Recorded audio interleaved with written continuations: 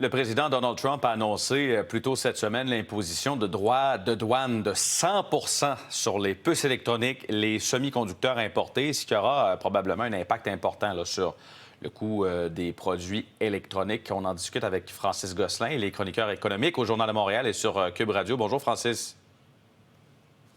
Alors, est-ce que ça peut avoir un impact à grosse échelle, là, je veux dire, sur l'Amérique du Nord, sur le reste du monde notamment? Ça va être assez difficile à déterminer, en fait, dans la mesure où on ne sait pas exactement quelles seront les exceptions ou les exclusions, hein. Pour l'instant, M. Trump a laissé présager là, cette surtaxe sur les microprocesseurs, mais il semble dire que pour les fabricants qui produisent aux États-Unis, puis c'est la raison pour laquelle on a vu Apple faire un peu des pieds et des mains cette semaine, il pourrait y avoir des exemptions.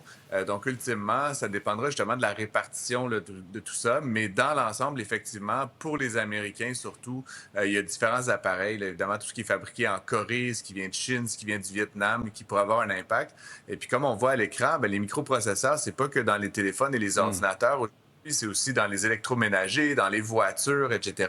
Puis là, ça va être assez difficile là, de rapatrier toute cette production-là aux États-Unis ou en Amérique du Nord là, en quelques semaines. Donc, ça pourrait avoir un impact assez dévastateur là, sur les marges de profit de ces grandes entreprises manufacturières. Bon, Francis, tu parlais notamment d'Apple là, qui a décidé d'investir 100 milliards de plus que prévu.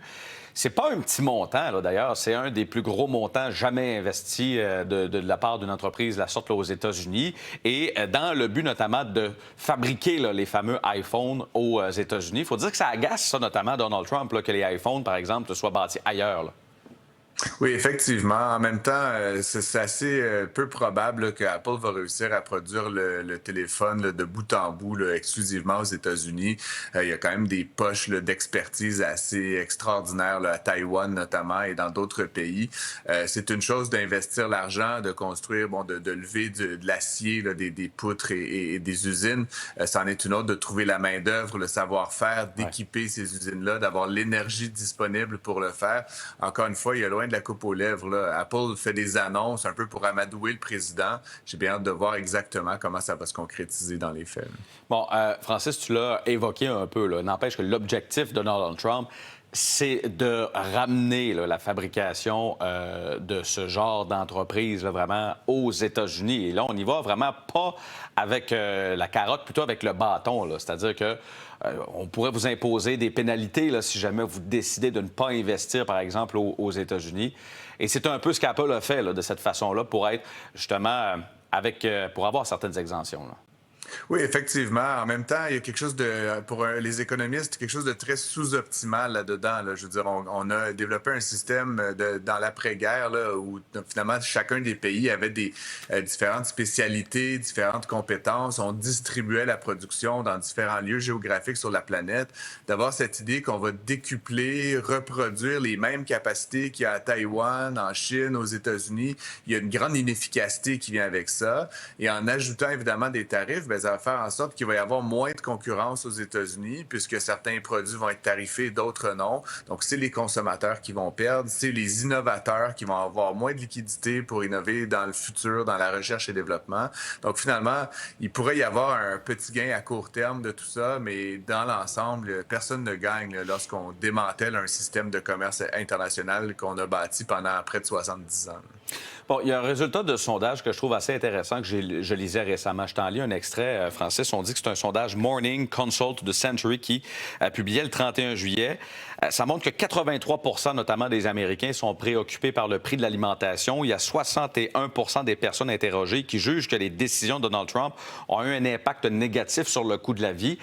Et 76 des Américains s'inquiètent d'une possible récession.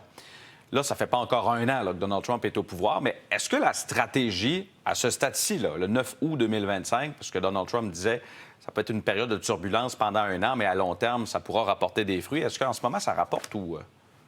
Ça rapporte des revenus de tarification, là, notamment. M. Trump n'arrête pas là, comment dire, de proclamer là, les milliards de dollars qui entrent. Par contre, évidemment, la logique là, qui sous-tendait les mouvements là, tarifaires de Donald Trump, c'était de dire on va abaisser les impôts, on va sabrer dans les programmes et on va générer du revenu à travers la tarification là, des importations. Le problème, c'est que on est sur le point de générer un déficit là, d'à peu près 4 000 milliards de dollars aux États-Unis. là, 4 billions de dollars, avec des revenus tarifaires qui sont de l'ordre de 300-400 milliards. Donc, c'est à peu près 10 là, du déficit qu'on va engendrer. Il y a comme une inégalité profonde là, entre ces deux chiffres-là.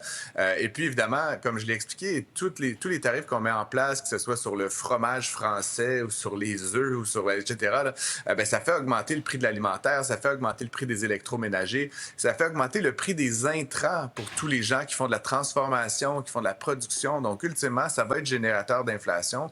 Les Américains ont vraiment raison de s'inquiéter là, d'une augmentation des prix. Et contrairement à ce qu'avance Donald Trump, je ne pense pas que c'est une affaire de 1 an. Tant que M. Trump va maintenir cette tarification-là en place, ça va être générateur d'inflation, ça va être générateur de problématiques au niveau des prix pour les consommateurs américains. Ce qu'on voit actuellement, c'est qu'il y a quelques entreprises, là, les Apple, Google de ce monde, etc., qui font de grands profits, de grandes croissances, mais les 490 entreprises au bas du S&P 500 font du surplace actuellement. Ce sont les entreprises qui embauchent les gens, ce sont les grosses PME, ce sont les grandes entreprises manufacturières qui embauchent les Américains. Et ça, je ne vois pas comment on va se sortir de ça avec une politique économique comme celle qu'on voit actuellement.